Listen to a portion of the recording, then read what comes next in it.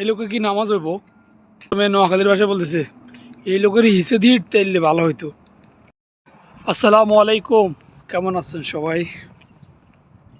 মনটা তো অবশ্যই খারাপ বাংলাদেশের নির্বাচন নিয়ে, কিন্তু ইন্টারেস্টিং বিষয় হলো এটা যে আমি বাড়িতে ফোন দিছিলাম, ফোন দিয়ে আমার ওয়াইফরে আমি জিজ্ঞেস করলাম কি অবস্থা কেমন। আমার ওয়াইফ আমার বললো আমরা তো জামাত ইসলামে ভোট দিছি দাঁড়িপাল্লায়, কিন্তু পাশের বাড়ির মানুষ আগে আওয়ামী লীগ করতো, এখন তারা বিএমপি করে, এখন তারা বিএমপির লোক।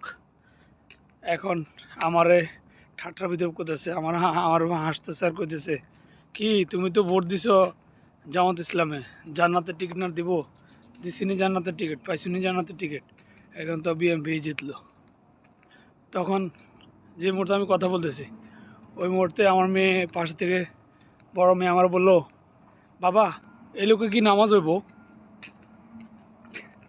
আর ছোটো মেয়ে বলতেছে, আমার ছোটো মেয়ে নোয়াখালীর ভাষায় বলতেছে এই লোকের হিসে দিয়ে তাইলে ভালো হইতো।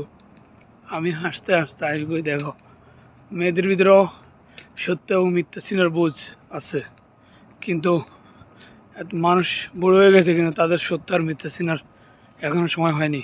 আল্লাহু আকবার।